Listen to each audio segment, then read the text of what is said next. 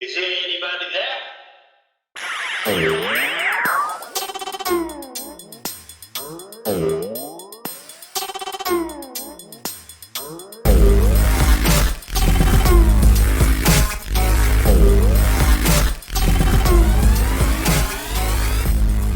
All right, welcome back to this week's edition of So You Want to Be in IT, podcast aimed at those starting their journey out in the vast world of IT. We're talking navigating the IT world as a beginner, right? From how to climb the ladder and from what to break into, from office politics, from certifications, literally everything and everything in between. So I'm your host, Pat. Hey, Dean's here. And my man Dean's over there doing his thing. So this is episode 2, Dean, right? So we had so much fun on the first one, we decided to come back and do a second one. So why not, hey? Why not? Exactly. So I've had some good feedback, or we've had some good feedback on the first one, and Dean and I are like super excited. Dean, I even had your, is it your fiance or your wife? Okay. Yeah, my wife. I can't call her my fiance now. Yeah, we've been married for nearly 8 years. I even had your wife reach out to me. I had your wife reach out to me on Instagram and be like, "Yo, he's super excited. We can't wait to get going." Blah blah blah blah blah. So like, shout out to your wife for taking the bull by the horns here and really, being welcoming. So that's really cool. Nice. That's good to hear. First I heard about that, actually. So yes, really good to hear. So she didn't tell me that.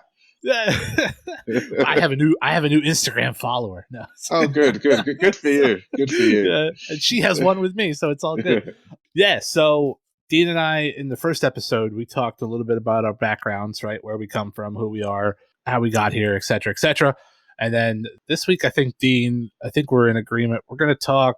And by the way, Dean and I don't really have any kind of script, right? We just kind of talk from the heart and kind of build as we go. So this is very fluid here. So we're gonna get rolling here. But this week we're talking fluid or organic. Yeah, that's it, or organic and fluid, whichever way you look at it, right? So this week we're gonna talk: is IT the right fit for you, right? Because I feel like there's a lot of guys out there, and Dean, jump in here whenever you feel the need, but I feel like there's a lot of guys out there that look at IT as like this golden like cash cow and be like, oh my God, there's so much money to make. There's so much this, there's so much that.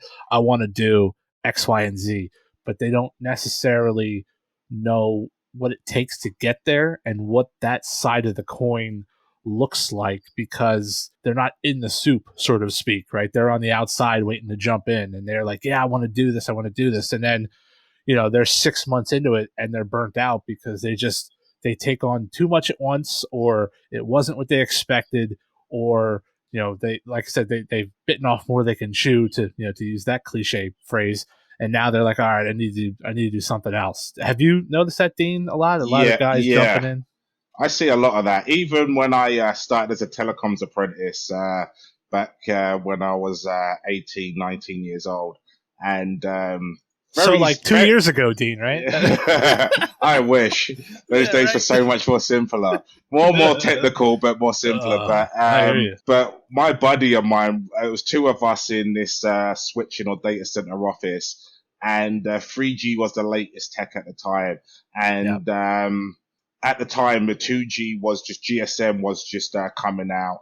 We were new apprentices and we were new to the switch. And most of the time we were just running like basically cables. Like we had to learn the job end to end. So at the start, like engineers are not giving you anything difficult to do. They're like, back in my day, they weren't even letting you touch a keyboard or you wouldn't have a laptop. Like if you can't run cable, you have to earn those kind of privileges. So starting out, like, honestly, months, it was just cabling, and it wasn't even laying cable either. It was actually digging cable. So if you had a distribution frame and you've got like, regardless if you're running coaxial or optics, they would the first job was for me was to actually remove cable, like not even install. Like installing was a privilege. So just removing stuff out. I just want to give the realistic concept of like, when you start, you are trash and garbage. Like you have to do the menial work in order to get the privilege of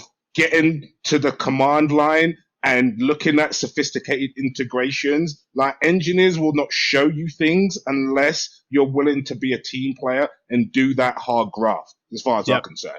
And I'm the same way. That's 100% right. So it's this expectation of, guys coming in and, going right to a DevOps guy, or going right to a security guy, or whatever hot topic is currently hot. Those two I just mentioned are the hot topics right now, right? DevOps and security. So they see the shiny golden side of that coin, but they don't necessarily know what that all entails until they're in it. And by the time you're in it, you're expected to perform, and then people get burnt out, or there's just too much, their head spinning sort of thing. And at that point, it's a job. It's not a career at that point. And that's because you have to deliver. You're expected to, like, if you're in security, or at that time it was 3G, like, you had to know it. You had to integrate 5 sites a day, and they had to work, and customers had to roam on those, and it would be very clear if they didn't work. And if you didn't understand the concept of cabling or E1 or T1 at the time, then they wouldn't even allow you to honestly be a part of the integration. Not even like see no code, no like planning, be no part of no project management conversations, like nothing. And I think it's a good way, because you got to understand fundamentals before you start there. And back to like when I started out, the guy Tom, who started with me, he was like, yeah, I want to do 3G, and he went to the top 3G engineer at the time, and he was like, I want to learn what you want to do. And it was so funny. Like, I laughed my head off, because this guy was a little saucy. He was just, and he was old, and he's done his time, and he was just like, listen, mate, you can F off, get in that data closet, remove those cables, do your time, and in a few years, I may allow you to look at a 3G configuration. Like, I may, if I feel nice.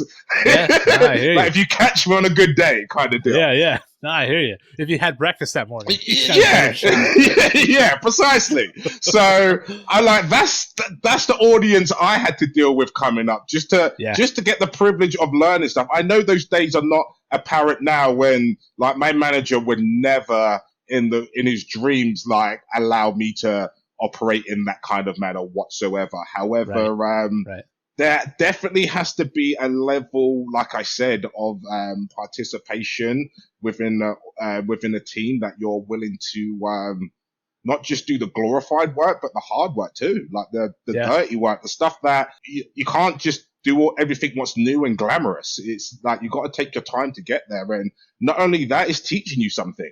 I can't teach you stuff that you fundamentally don't know the basics of. So it's not just to hold people back. There's a reason for that. Yep. No, I agree. And it's one of those things where it sounds cliche, it sounds corny. You have to start at the bottom, right? Yeah. 99.99% of people that start in IT started in some form of help desk. That's just even Pat, think about the layers. Like, think about, like, even before you write any code on any integration or platform you integrate in, it's got to be plugged into something. There's usually wires connected to something. If you don't understand the basic E1, T1, what we're using, RJ45 Ethernet, if you can't understand basic layer 1 connectivity, where do you go from that?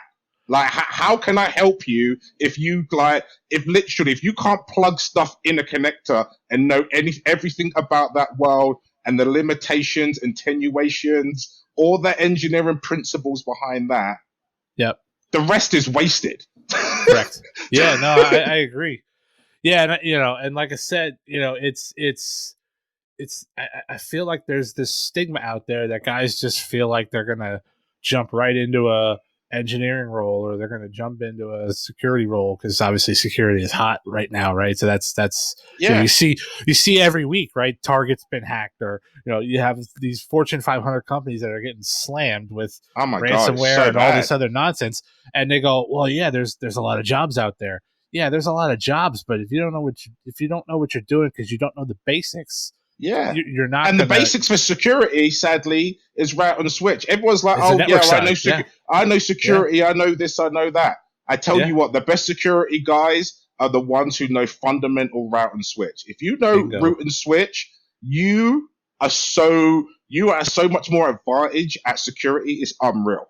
Yep. Because you just inherently know how things work, and you know the flaws in the TCP models. Like you can see, and you can see the evasion techniques. You just you might not know it inherently, but when new information is presented to you, because you have that good background on route and switch, it's easy to pick up on things. Sure. You're like, the red flags are easier. Yeah. The red flag is like, it shouldn't work that way. The TCP protocol has a flaw, and it has a flaw, and they're using this flaw in order to do X, Y, and Z. It's just correct. And that's again, it's fundamentals, but you have to spend your time learning fundamentals. You can't just go straight into what's ever hot right now.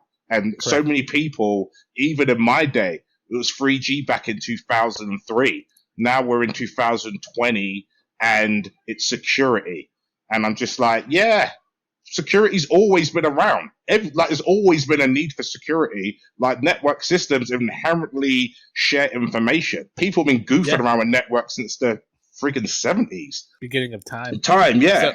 So, but it's if you take one thing away from this podcast, you have to, or at least this episode, you have to be the new kid on the block at some point. You're going to have to be the new kid on the block. You're going to have to cut your teeth on a crappy help desk job. But but Pat, don't make it seem like it's crappy. Like, in that respect, I think like there were times where you're like, okay, I am the lowest person in the pecking order, but I think there's a different perception that people should look at it. I think you should enjoy the experience and learn what you're coming into an industry there, like, where you're very naive, you don't have a lot of knowledge, and you're learning from so many different facets and areas of different people. And I think that's it. I think there's beauty in that. Like, I think that's it as an experience, and there's never going to be a time in your life where your acceleration of learning is literally on, like, it's not even like that. It's like that. Yeah. It's like it's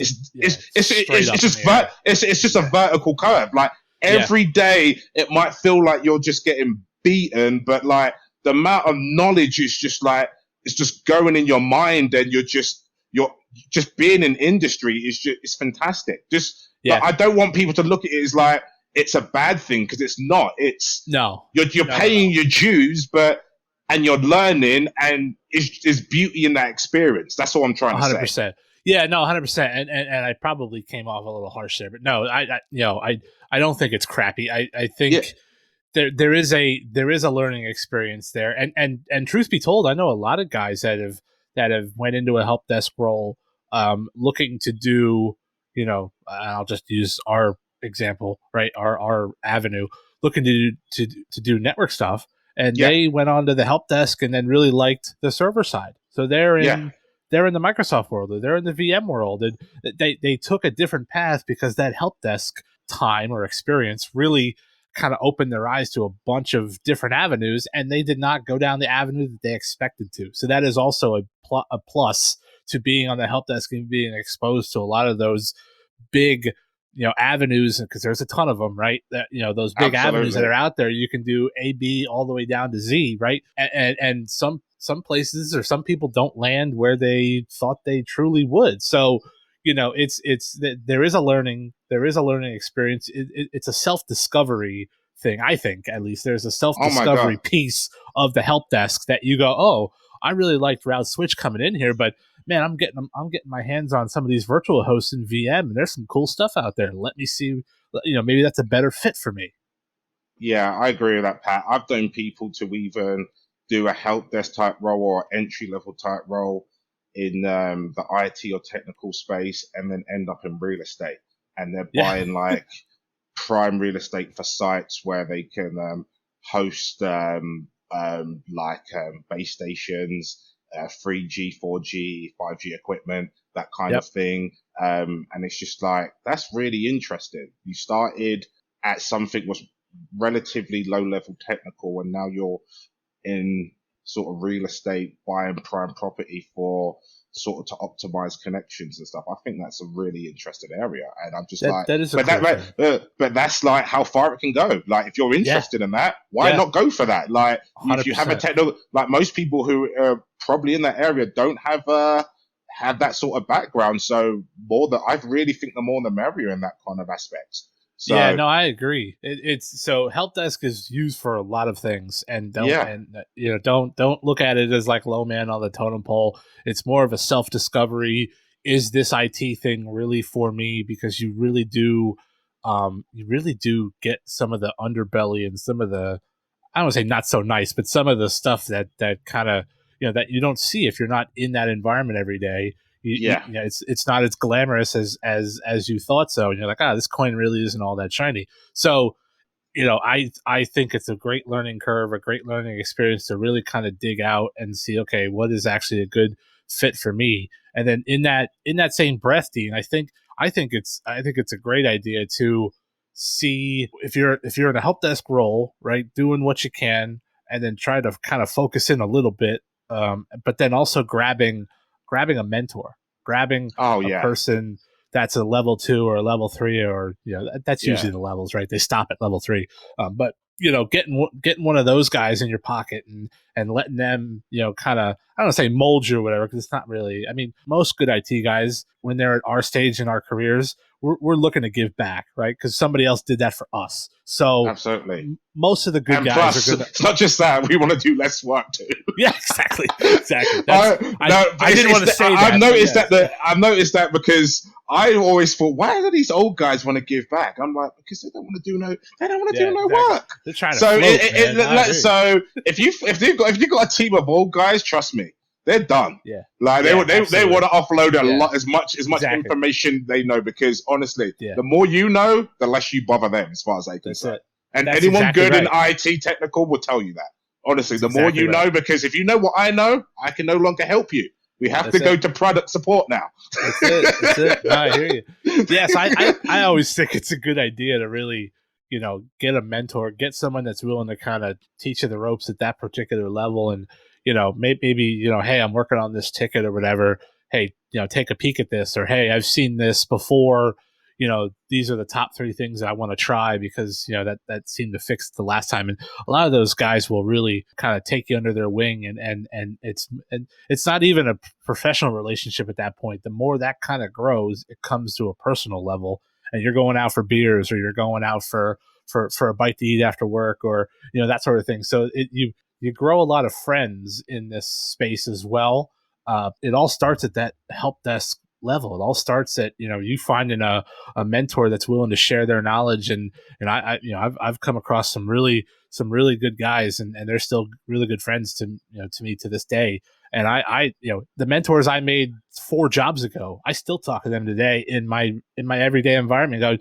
Go, I got this weird issue, I can't really figure it out, and they'll say, hey, try A, B, X, Y, Z. So those friendships go beyond that help desk wall, if you will, and it really does make your job easier. Yeah. No, they do. They inspire you too. They inspire you, and even I think not even the mentees, but the actual mentors get something back. 100%. When you teach, you actually grow as a person too. I've done a lot of teaching. When you're teaching, you need to make sure that you know you can't half-ass it. You can't be teaching and be vague about ideas. Or you can't be like, oh, I kind of know how this works. Like even when I was actively teaching, every night I had to read up on my stuff because I don't like presenting, and there's always someone smart and inquisitive in the audience because I'm that guy, and I like to probe and test, and they're always going to ask just like that little extra because they want to know if you've done your homework. They were like, did you really think about this? Like, okay, that's the standard stuff. But like, when you read the article or this stuff, did you go that extra mile? And I don't like telling people, I need to get back to you on that, or I don't know, because I just like it just hurts. Leaves a hole. right? hurt me, but it just doesn't vibe. It just doesn't vibe with me. Like I feel like I've done but you're crappy. Yeah, I did a crappy job. Like I could have done better, and like I should have planned for that eventual question because I'm that way inclined, and I may have wanted to know a little bit more information. Maybe 90% of people are not that way inclined, but I'm maybe that 10% who wanted to know that little extra information, and I would really appreciate if you went that mile kind of deal. So no, 100%. Yeah. So, hot tip number one here from us, if you when you get into that help desk role, or I mean, it doesn't necessarily have to be a help desk role. It could be any junior role. It could be literally any role. Like get someone else as a mentor, get someone to bounce ideas off. But before you do that, what you need to do is find out who is basically your top guy in the organization. Yeah. Look at the ticketing system, find out the tickets he's closed, and look at the resolutions of what he's done. That will get you far. Yeah. And then and then see if that guy can mentor you and talk about stuff he's done. Not only will he know that you've done the research, but he'll also inflate the ego too. Win-win. Yeah, right. that helps. Most people in IT like the ego being stroked, even if it's now and then. God, yeah. So 100%. Just show that you showed initiative, and you're stroking someone's ego. You can't lose on that. You can't lose. No. See, you guys can't see this, but I'm raising my hand of people who like their ego stroked to some degree. So yes, that is me. Most people in IT like their ego stroked to some, even if it's subtle. You don't have to be like all out about it, but the fact that you've actually done some research and you thought so much, and you looked at his previous work of what's worked. That's a good feeling. Or she, that is definitely a good feeling. And like, you don't want, even with me, I don't necessarily want an engineer coming to me, not like, and I have to explain everything. Like, if you've done like A, B, and C, I'm happy to help you with D, E, F, and G kind of deal. Yep. You know what I mean? Yep. Like, you've gotten this far, and it's like, it's all about participation and help. So I get limitations, and there's only so far I can do stuff where I'm just like, I don't know anymore. And there are circumstances where I just don't know anymore. I don't know everything, but I really appreciate people trying. It's the trying aspect of it. And I'm just like, and if you try, like, I've done this, but I don't understand like how this aspect works, and this is what stumped me from perhaps fixing this particular issue, that's going to come a long way then it just doesn't work. No one wants to hear that. Like, let's be real. That's a tough And that spot. Doesn't help anybody either. Like, it doesn't work is, one, not descriptive, and two, engineers are meant to come from a heavy discipline of science, maths, right? And not knowing is just like, what is that? You know what I mean? Yeah. Well, like, it doesn't work. I'm just like, what is that? Like, the more descript, you need to have description. You have to. You can't be vague in what you're trying to fix or describe. The more descriptive you can be, the better it is for you. And the more descriptive you can be, you shoot that ticket or problem up the chain, and whoever gets that on the other end, they're going to be more inclined to come to you and say, oh yeah, remember when you shot that ticket up to me about XYZ? Here's what I did to fix it. Because now they've seen you go the extra mile and saying, okay, look, A isn't working. I've tried B, C, D, E, and F.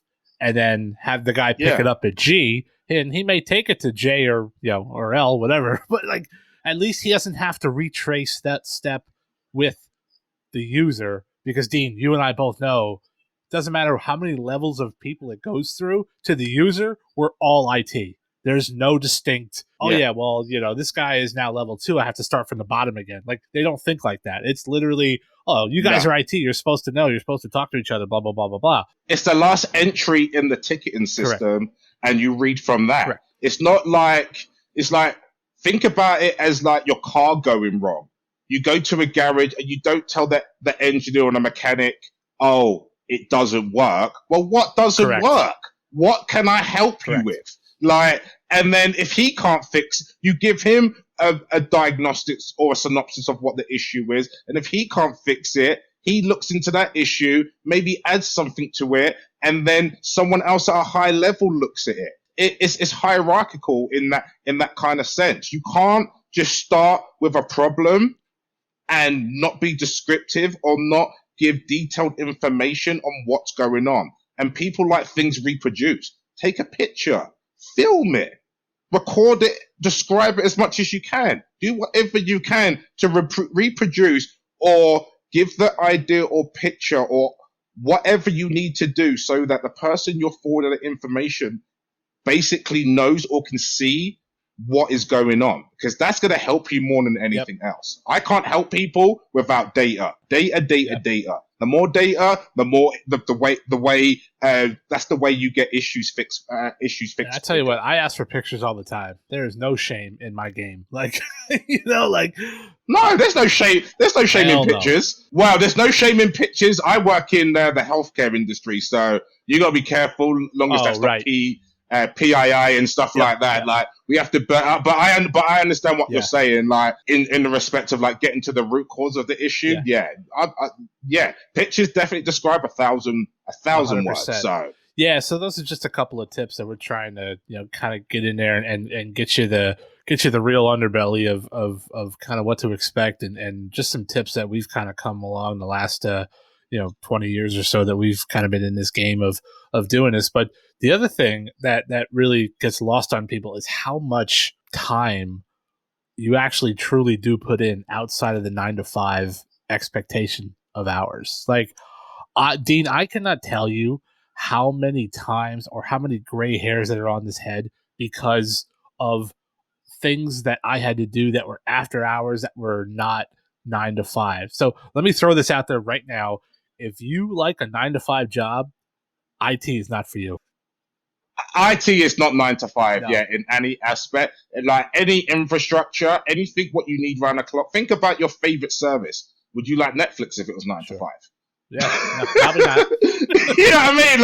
Like that just doesn't work for the world we live in.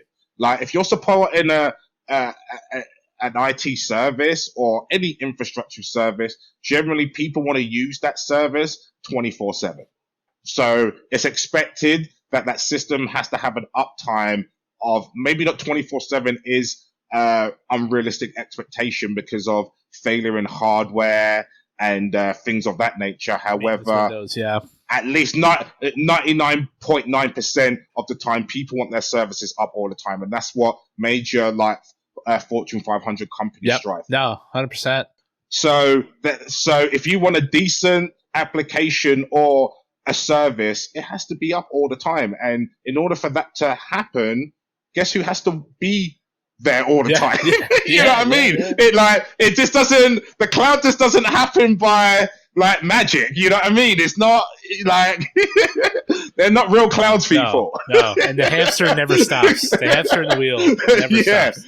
But and the hamster's you. I am the hamster.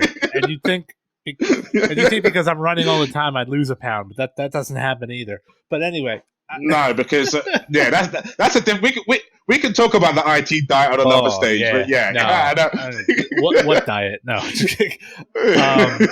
no, but I feel like there's a big thing out. I don't want to say, I don't know what it is. If it's a stigma or what it is, but you know, these people that just, you know, they say, oh well, you know, IT is a good paying job and I'm going to be home at 5 o'clock for dinner every night with the wife. Like, literally, my wife and I will be together 9 years in January. She is the most patient soul on the planet because she deals with all of my IT crazy after hours nonsense. And, you know, it really does take a village, and you have to have that other piece that understands it. I'm sure your wife does the same thing. So she a supporting wife is important. It is. Or a partner. Or 100%. Whatever you got going on in your life, or who your significant other. It's because that understanding of just stuff just happens, and it's just out of your control. And when stuff doesn't happen, if you're proficient and good at what you do, people are going to ask you questions when they're stuck and think through problems. And that's not always convenient. That's not always around your work schedule. It's just not, we just don't live in that kind of world anymore where stuff is 9 to 5. I live in Vegas, everything's 24/7 here, even at COVID. So I don't know a 9 to 5 since literally high school. Me too.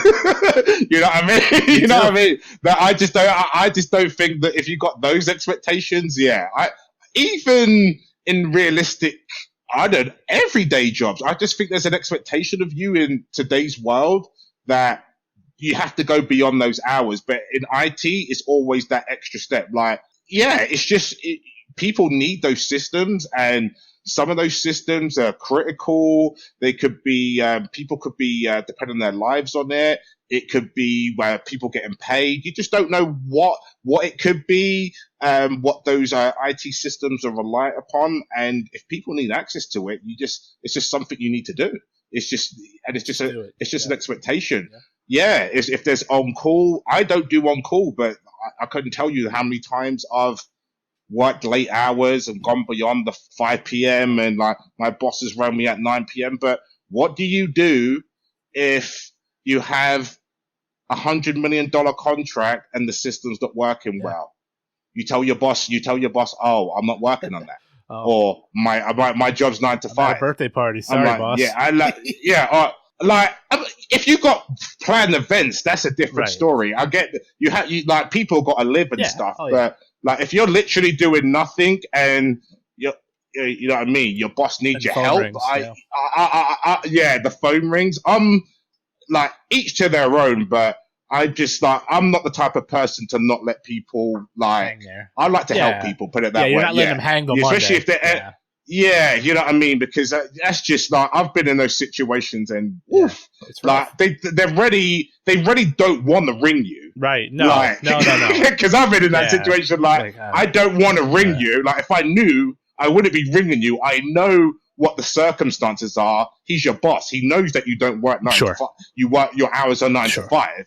Like then, and it's not often, but I kind of feel like they need your help, and you know what I mean? 100%. It's all for the bigger picture. You just got to look at the bigger picture. It's a very big That's picture how I look game. at it. Yeah. And a lot of people are, a lot of people that are breaking in, again, it's the naivety of the thing with they're playing small ball, but it is really a big picture because it literally takes a village, right? So it's a lot of people. It does, but I have to say, I'll be discrediting our viewers if I would be lying to say that I have worked in the IT industry in America, and there are places that you can get away with that 9 to 5 stuff. There is, and literally that stuff breaks, and there's engineers like, "Yep, I'm done." Yep, like and walk, and I'm just like, and been there. As a third party or a provider where we're trying to get our systems in, like we're stuck, and we now have to go there. It doesn't help anybody, and I'm not advocating for everybody to work extra or more than when they need to, but all I'm saying is that quite often in the IT industry there is a underlying expectation to go above and beyond. You can't just if you think you're going to do the normal and get on and like thrive, then I think that's an unrealistic expectation. Yeah, put it that way. Agree. That's what I have to say on the matter. Really, no, I agree. You can do the bare minimum, but you're always going to be doing the bare minimum. Right. And you're not helping if those yourself. guys are always doing help desk stuff or monotonous work, and they're not interested to do anything extra or more, and they feel like they can't get on in life, it's probably because you don't do extra stuff, you don't push yourself, or you when there's a time of disaster, because in IT there's always a time of disaster. Always. No system's perfect. Nope. And you are the one who doesn't pick up your phone, or you're not cooperative when there is collaboration events, or you're difficult to work with, and you know what I mean? It's just like there's reasons why, and the world and your audience constantly, if you don't want it, gives you that feedback. Trust me, I've had that feedback, and sometimes it's brutal. Yeah. Like I've had it like in both forms, and like I've been kicked off projects. I've been told from CEOs from organizations I don't want him working there. Not because I was wrong or what I was saying was incorrect, but and I wasn't participating. I was participating a little too much and saying things that they didn't want necessarily hear. Right. But we've all been there, brother. That's a different reason. But the point I'm making is that you have to participate and be a good player, and like your team really expects that for you, and it builds character. People want to, in this industry, people want reliant individuals who are able to go that extra mile when in a time of crisis. Put it that way. Yeah. No, I agree, and it's you can spot a good tech guy or a to be good tech guy from a mile away. What are your things you look for?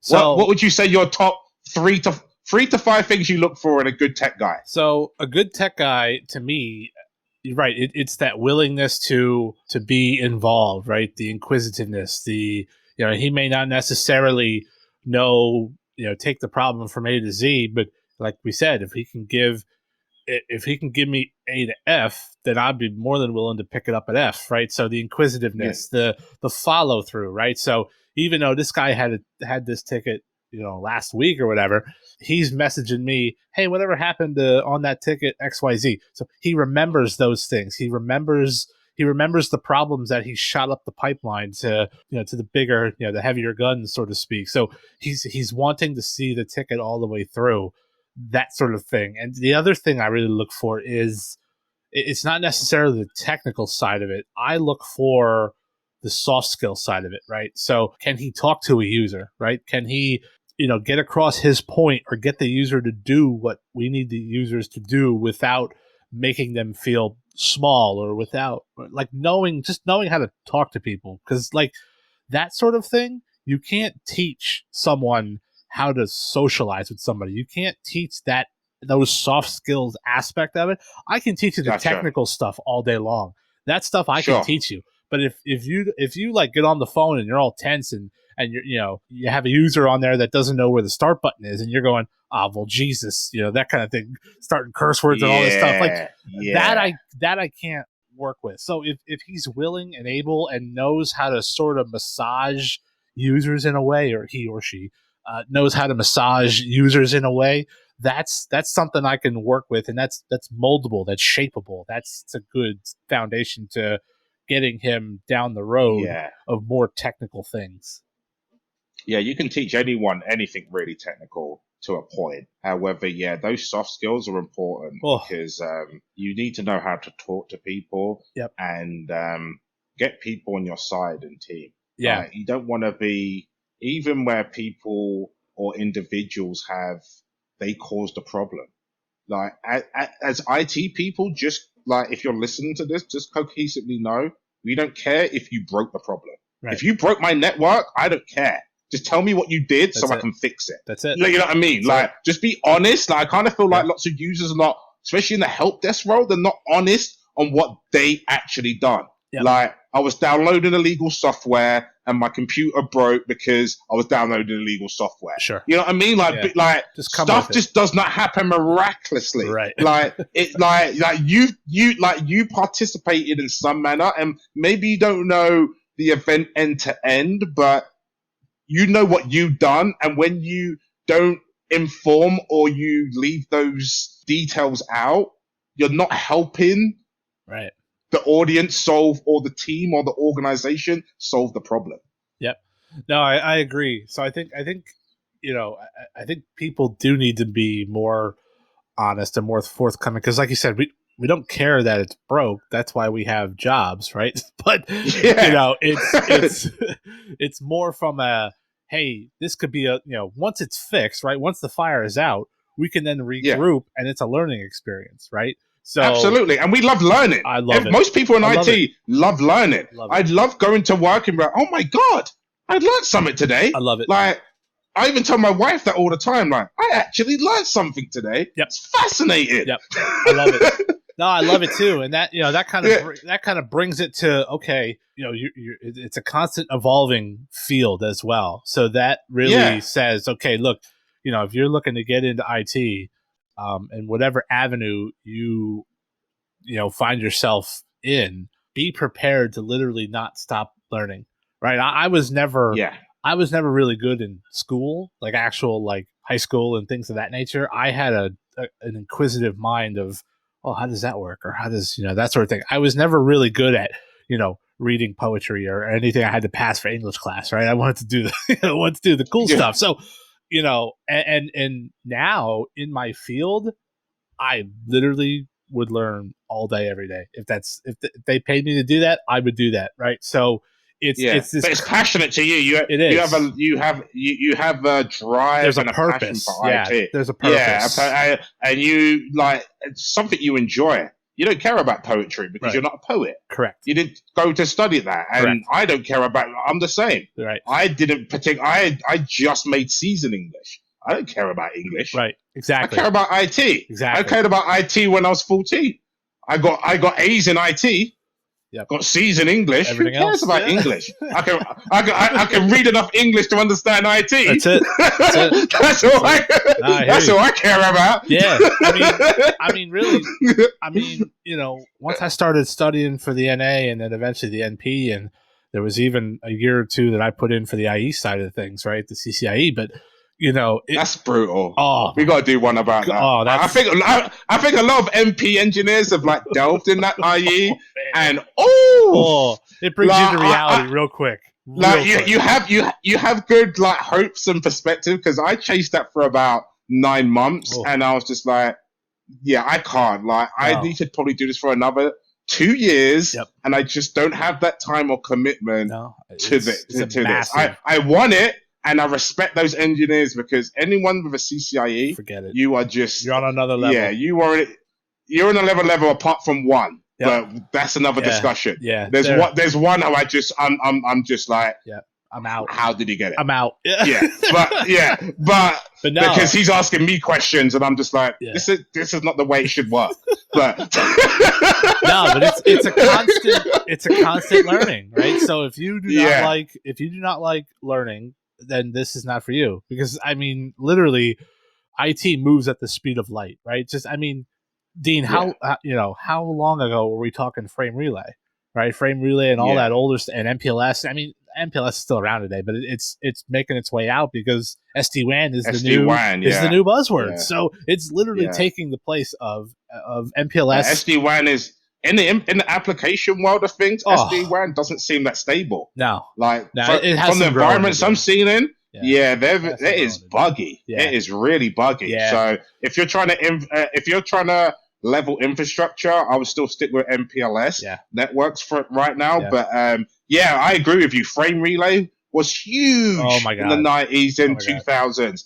It was a buzzword. Even I learned frame relay. I had to integrate a lot of the 3G infrastructure was built on frame relay networks, ATM and all that stuff. VCIs, VPIs, and then NSAP addresses, and it was good.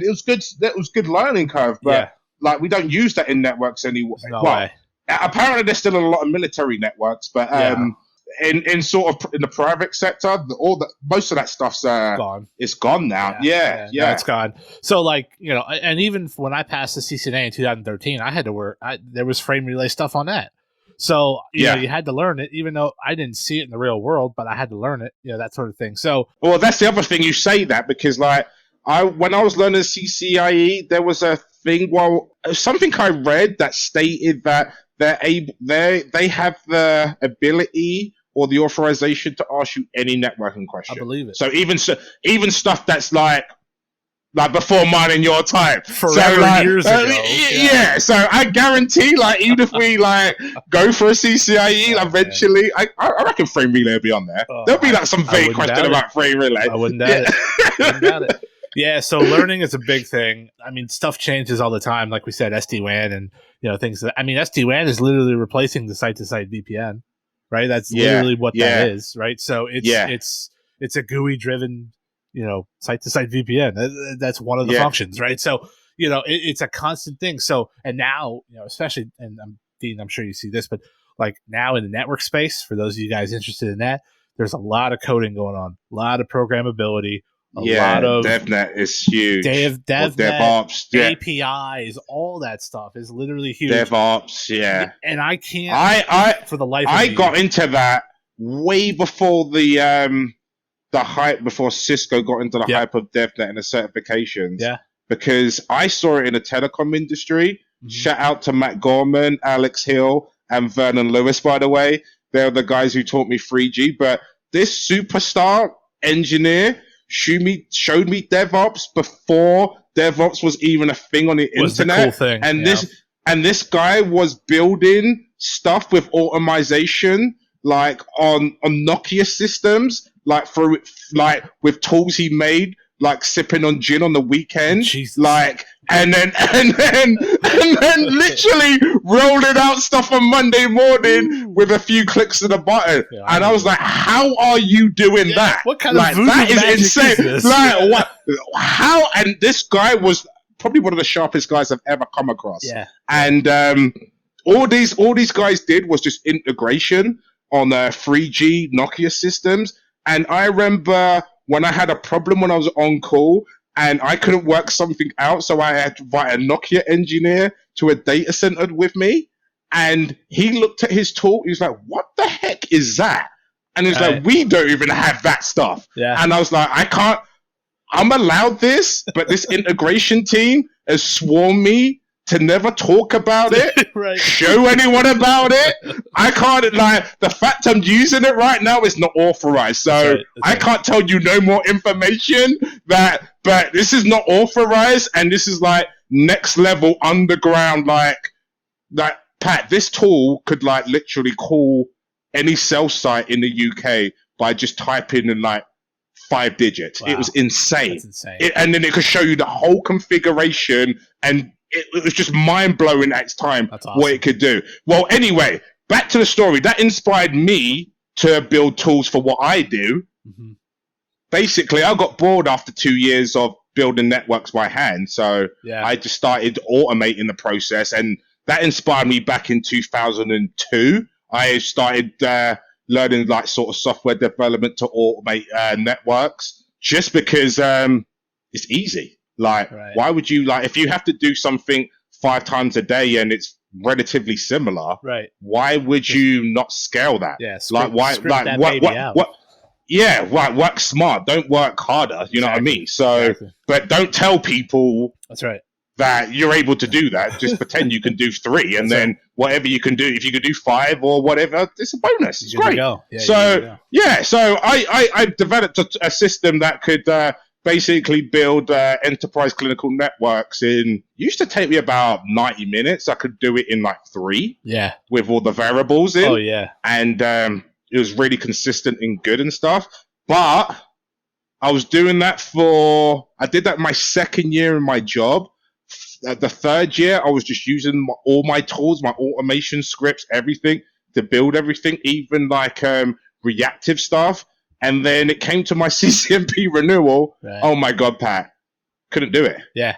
I believe it. It took me 3 times for Switch. Ooh. And I'm really good on Switch. Yeah. And so I think Switch is the easiest. Yeah. And I'm why can't I? And it was always the lab or the simulation, which is I hate the simulation, by the way, back then. They're rough. Well, not really they're rough, but they weren't. It was packet trace, and then if you're a real engineer, packet trace is not real iOS, is it? Correct. So, you're trying to do stuff that's not you're like, oh shit, that doesn't exist. I'm like, but it does exist, and I've seen it. Just you just get frustrated because you're like, how can you sell a product and then your testing not be the same as the? But that's again more to talk about. But and I was just like, I can't do this simulation right now, and I think it was the AAA of authentication security part of the test back then. I couldn't do it because I couldn't even. I forgot how to assign tag a port on a VLAN. Because I literally just put the port number and the VLAN tag, and it just wrote it to the switch.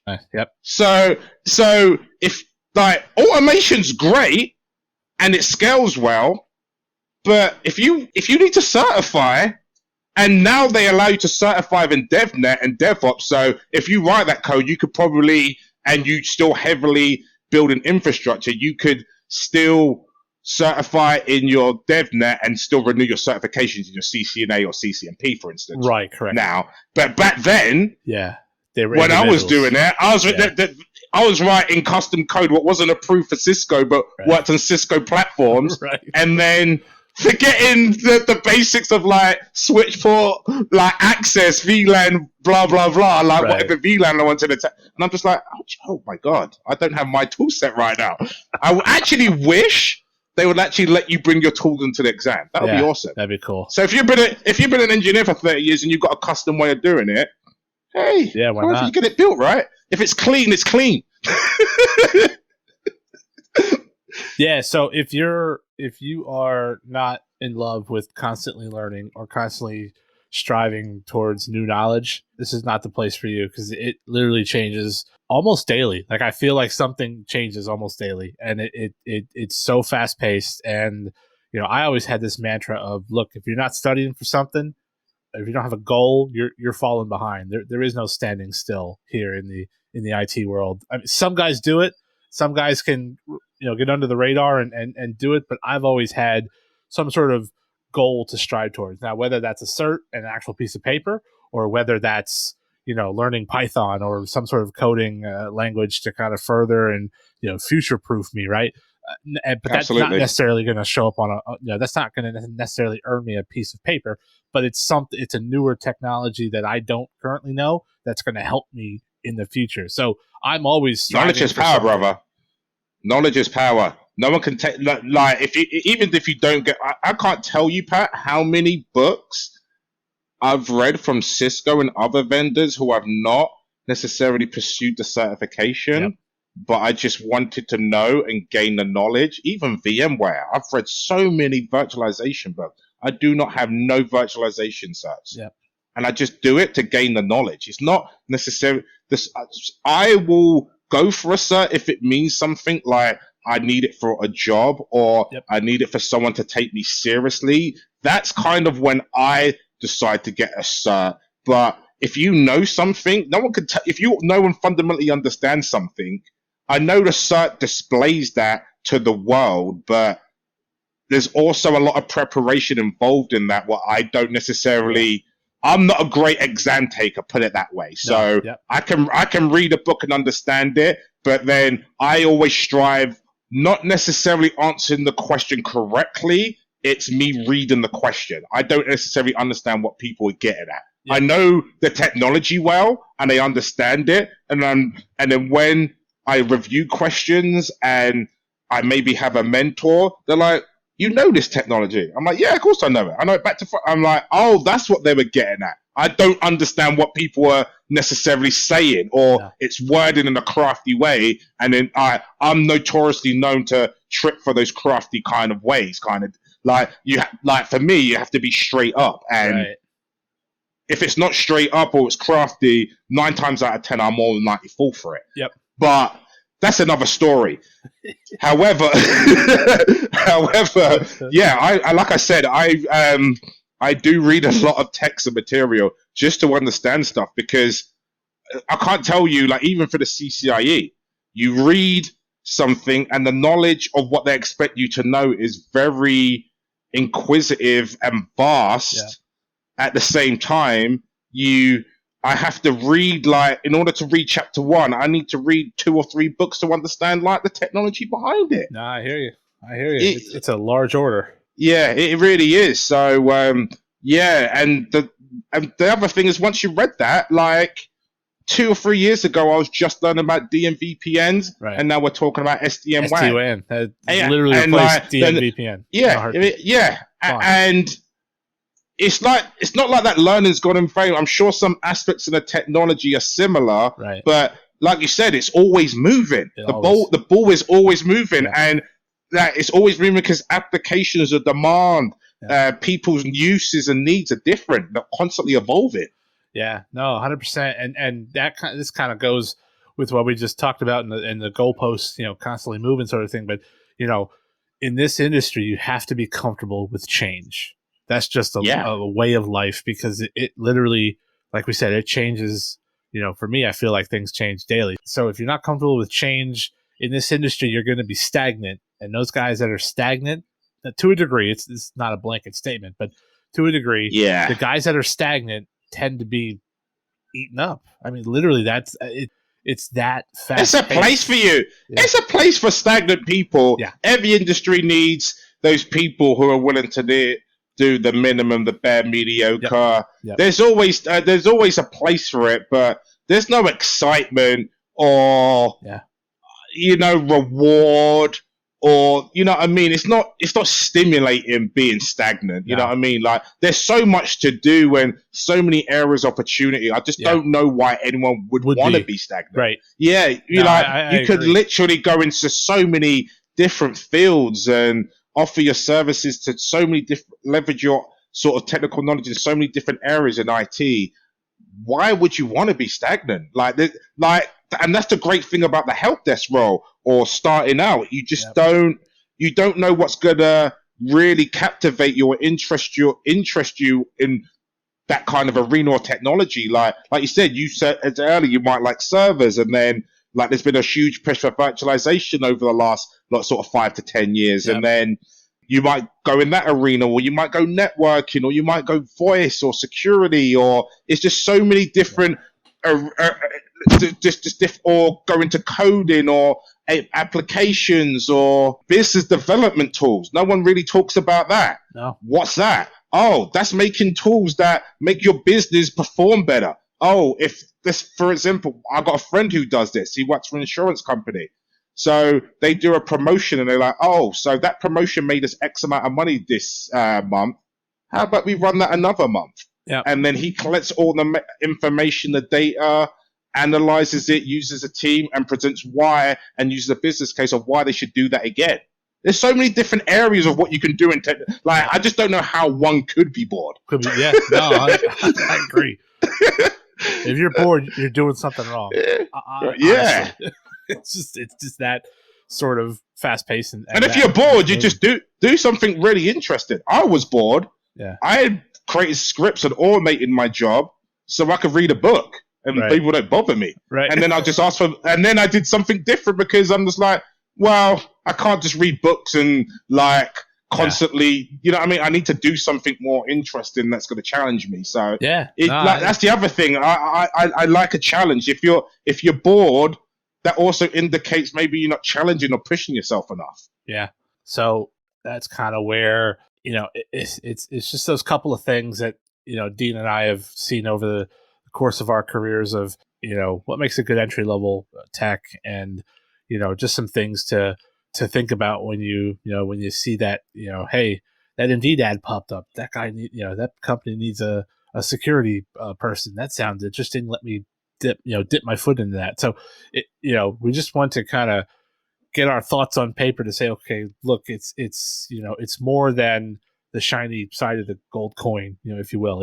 There's this underbelly that not a whole lot of people see unless you're in this industry day to day, that it turns a lot of people off. Like, there's a lot of burnout in this industry. There's a lot of guys that get in for the wrong reasons, and then they don't make it, whatever. So, Dean and I had this idea of, kind of talking about that, and we finally got all this stuff out on paper. And, those are the couple of tidbits that we had, okay, look, you made it a conscious decision to get into IT. This is what you're looking at from an outside perspective. This is what you're going to do when you get in there. B, you're going to start at a help desk and kind of, cut your teeth and work your way up, and then see some tips when you're on that help desk of, climbing that ladder, right? Getting a mentor and being the script and, documentation, those sorts of things that help you, far beyond those help desk, walls sort of thing. So I think those were the big couple things that we wanted to capture to really make some headway and make that picture a little clearer, if you will, if you were thinking of, getting into IT or not sure where to start. Those were the couple of jumping off or starting points that we wanted to get across. Yeah, and also don't feel like you need a CCNA to get into IT. No. I've interviewed plenty of guys who have CCNAs and I wouldn't even give them entry level positions. Yep. Honestly, it's not the end all or be all. Again, No. It definitely is a milestone and a foot mark, and it's a great accomplishment. And I don't take anything away from certifications. I think effectively it does make you a better engineer overall. However, if you're not in the place or space to in order to obtain that right now, don't feel like if you can't get a CCNA, that's the benchmark to get into IT, because there are plenty of other ways to get into IT, and such as CompTIA, certifications, experience, knowing friends and family, and just get the general understanding of how IT systems work. Like I said, knowledge is knowledge. You can't, a certification doesn't necessarily guarantee that the holder of that certification knows what they're talking about. Right. I've interviewed many, like I said, CCNA, CCNP, and they can't tag an access port on a switch. And I'm just like, that's ridiculous. Yeah, what are you doing? How do you have a CCNA and you can't tell me how to tag an access port on a switch, or take spanning tree, make a port, not go through the spanning tree protocol. I'm just like, what?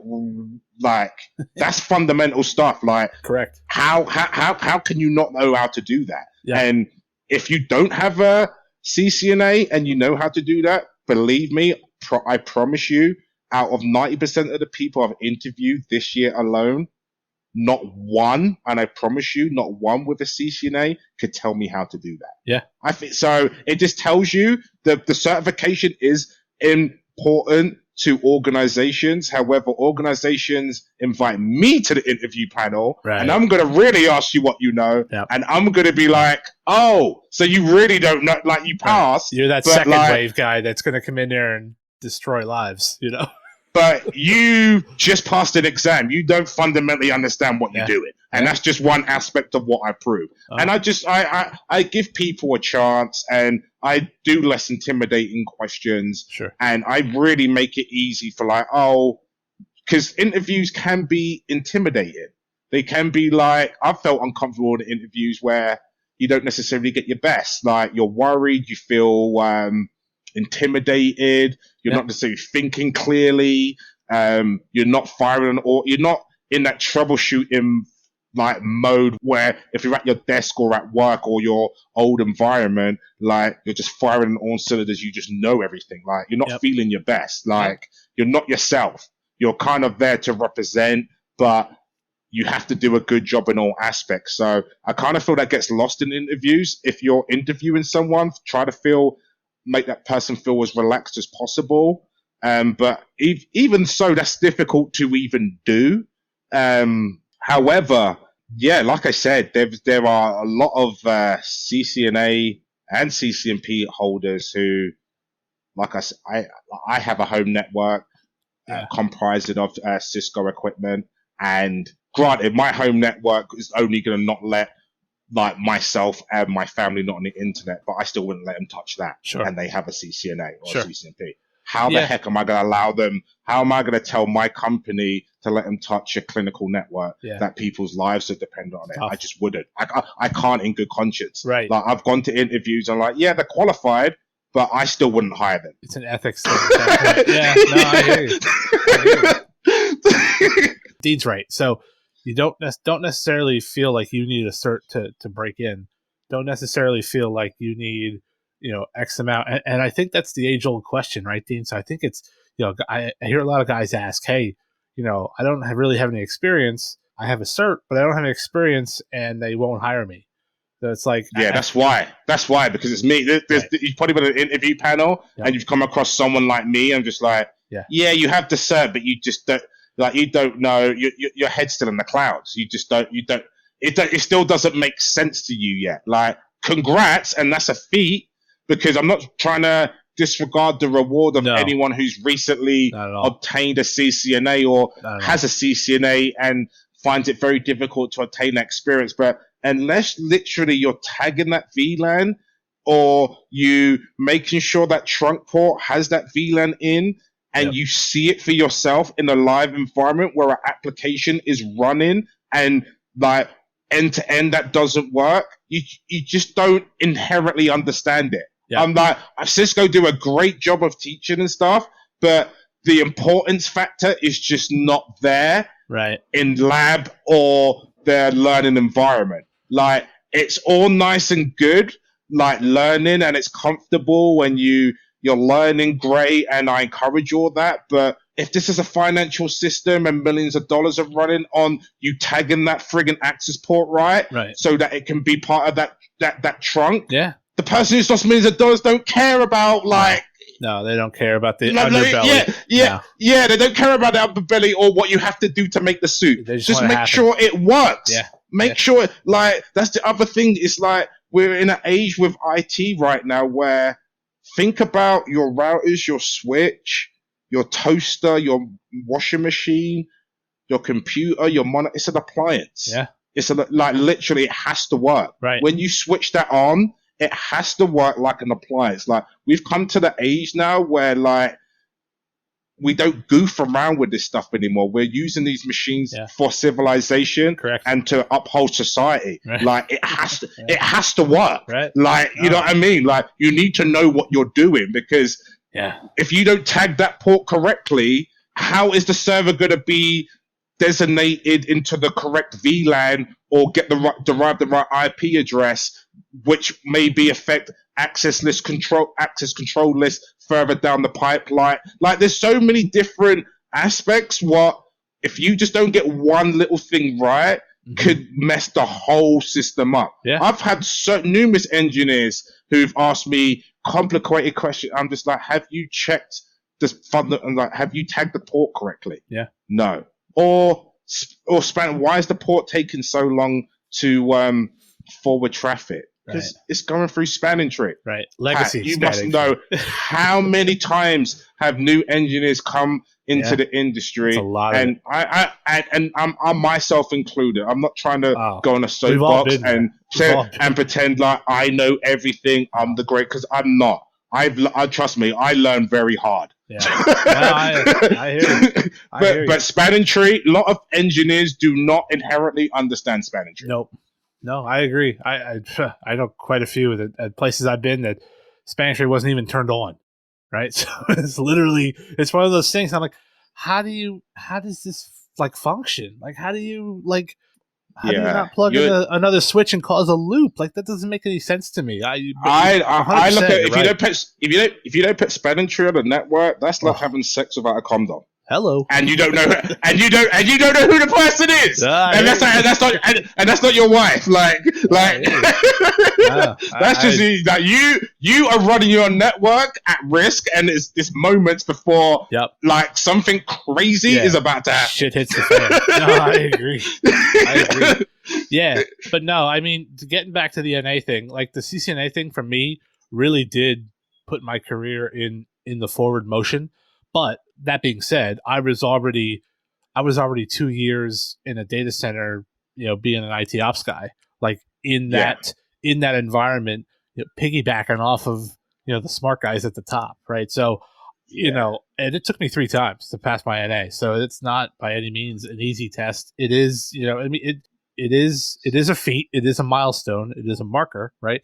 But and then I had the same trouble, right? I had the IT ops side, rebooting servers and basically being a tape ape, or changing tapes and rebooting servers, and a trunk monkey, as we used to call them. But and then I got my NA, and I was knocking on doors and like showing this thing as like people open the door, and they're like, yeah, that's great, but you don't really have any real world experience sort of thing. So that's what most NAs come across. 100%. Because I went for the same thing. I had to get an MP for someone to take me seriously. Yeah, that's how bad it was. Like, I was just like, I couldn't even get a job at NNA level in network. It's just solely networking. Right. They were like, I had to get an MP. I was just like, to prove like, okay, he actually knows what's going on. Correct. Because in my arena, no one was hiring at NNA level. And then like, you're almost right. You're right, Dean. You almost have to have somebody take a chance on you to really get in the door to say, okay, look, I'm gonna take a chance on this guy. I'm gonna stick my neck out there. But but then with that comes levels of coaching and I don't want to say hand holding, that makes it sound cheap, but there's definitely a sense of mentorship, because I kind of feel like there was a chance taken on me. Sorry, let's get my grammar correct. and I fortunately that I was interviewed by the director at the time. Yeah. And I was lucky enough to get a CCIE who was mentoring me. It was nice. friggin' awesome. Yeah, I had one too. So they're amazing. Yeah. Yeah, they're just the best, man. Ooh. They're just another level. Yeah, their brain works in ways that yours and I's are not even close. It's just they're that kind of dude. And I'm like, man. Mine works a little bit. I've learned a lot from those guys, but yeah, their brain is it's just wired always different. It's wired different, and it's looking at a problem in not just A, B, C. It's all the way through the alphabet, basically. Yeah. They just know. Yeah. They're just able to just distinguish. It's just beast. Yeah. Just what they're able to do. It's just such a feat, and I just. Like I said, those guys I just hold in such admiration, because they just they're incredible. It's up there. They are up there for sure. So that was kind of it. Just trying to give some real world experience as far as trying to get you in the door sort of thing. But we want to come on. We want to talk about to really put things into perspective and kind of dispel some myths out there, if you will, because there's a lot of them running around out there. So, we're here to help. We're here to, kind of pass our knowledge on, be mentors, right? In that particular space or that particular form, but setting expectations from getting into an IT, job or breaking into that mold, and then kind of, progressing through the first, year and a half, 2 years, whatever it is of that role career. And then I don't want to say pivoting or, kind of focus, having a smaller focus of, what you want to get into and, things of that nature. So I think we gave you some real good tips to kind of take away and really, pound some doors and get out there and show your, true self sort of thing. Absolutely. So I think that's it. That was kind of, where we landed. Dean, did you have anything else written on your paper there? I know you were taking some notes, my man. No, the only thing there's just one last thing I just wanted to add. I was asking you regarding what you look for in people, not just for certifications in IT, but you're asking about going the next level and things of that nature. Yeah. But just the only thing I look for the same things as well. But the only thing I wanted to add to that was I look for organizational skills too. Yeah. I think one of the best engineers I've come across are the ones who are really organized. And what I mean by organized is they're really methodical. They're really meticulous in how they not just doing a job, because there's engineers who are talented who can just do stuff off the top of their head, and that's a different kind of discussion. But the ones I've really sort of gravitated towards and I've tried to sort of take and use in my own kind of engineering realm is just the organization. I've seen engineers use great Word documents or cheat sheets when they do something new or something off the cuff, or they're not sure about stuff. They send it out to the team. They organize when they do huge integrations or upgrades. They make notes of versions and configurations. They keep that organized and have backups, and they know where that is. And it's just a methodology in the way they work and the way they think. They're just really meticulous. And I really find those ones, they're not necessarily the most talented ones, but they're the most, I would definitely, put it this way, if I was hiring engineers, they would be the ones I would be looking for. Because they might not necessarily have the raw talent in order to maybe come up with a sophisticated script to get something done in 5 seconds. Mm-hmm. However, you give them something to do, it's going to be done literally 100% of the time accurately. And I take accuracy all day long. Oh, 100%. Oh yeah, 100%. Can't argue that. So that's my 5 cents worth. Put it that way. No, so it was good. I like those. Those guys are they really, to me, they're really special. Yeah. But they're really unique, and not just guys, girls as well. But sadly, in the industry, I've only witnessed, and there's not that many guys have done it. Maybe one or two. Mm-hmm. In fact, off my head, I can only think of one in the whole 20 years I've worked. So, and sadly, in our industry, there's not that many like women. Sadly, I've only come across probably 3 or 4 engineers or women since working in the industry in my whole 20 years. So. Yeah, but those guys or women coming up in the industry who are just have those organizational skills and documents where like Pat, where we did a project 5 years ago. You're like, oh yeah, let me go to my drive and pull like the diagrams and the configuration and the network diagram and the application, like those people like who just keep everything, like the project notes, the minutes, like they just zipped it all up. Oh yeah, here you go. There's people out there who don't let nothing go. I'm talking about those people, and they just won't do nothing unless it's right. Like they have a system. It might seem weird to you if you're a project manager, but let these people just work. Like they are like. It's like art watching them. I love it. No, I hear you, man. No, that's a good thing. I am a self-admitted. I'm not that organized. I'm not either. I'm better because I've seen in those people, but exactly. I'm nowhere near that level. No, I'm not.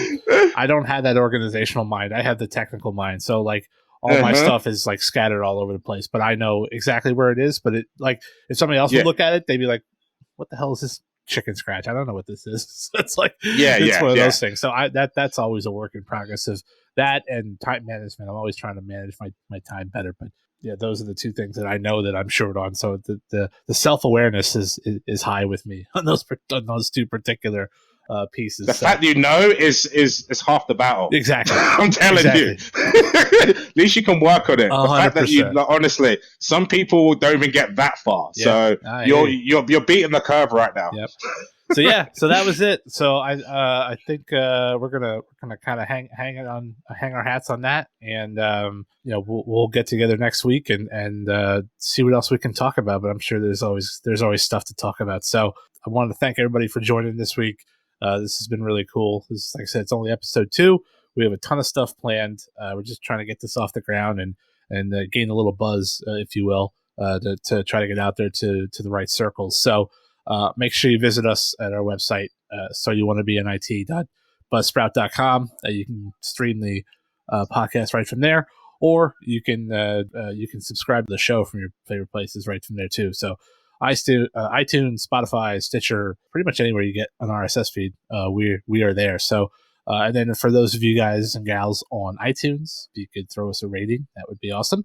That messes with the algorithms, and the hamsters spin a little harder for us, and that puts us to the top of the list as far as the fresh and new section. So that'd be kind of cool. Or tell a friend, right? Simply word of mouth works just as well nowadays anyway. More than sometimes more so than the social media stuff. So tell a friend. Absolutely. Hey, visit us, or hey, check these guys out. They're pretty cool, or whatever. So that'd be cool. Follow us on Twitter at SoYouWannaBeInIT, and then Facebook.com/SoYouWannaBeInIT, and Instagram as well. We're out there at SoYouWannaBeInIT. And the last one, which is just new to us as well, we've spun up a Discord chat to hang with you guys. So I know Discord is used in the gamer space, and those guys, that have 1 million YouTube followers are on Twitch and all this that kind of stuff. So, but I've used it for other things, just as a chat platform, and the IT guys seem to kind of gravitate towards that. So I spun one up for us as well. So if you want an invite or want to join us to come hang out and talk IT and anything really in that space, or just whatever, there is an invite in the show notes to this. So be sure to check that out and come hang out with us. And we're always up for a chat and advice or whatever you want to talk about. So we're there hanging out. Yeah. So, or even some suggestions of what you want to hear, like what's something you're struggling with. There's a channel in there for suggestions for show notes, or I should say show suggestions, or There's a career advice section. There's introductions. There's all kinds of stuff. So come join us. It's a really cool space for us IT guys to hang out and talk to one another. So Dean, that's it, my man. I think we're gonna wrap it up. Anything else you want to get your 2 cents in here before we scooped? No, thanks for joining us, and stay tuned for another episode, man. I appreciate you hitting us up on the podcast, and thank you for tuning in. Sounds good, guys, and we'll see you again. Again, thanks for tuning in, and we'll see you next time. Take care. Is there anybody there?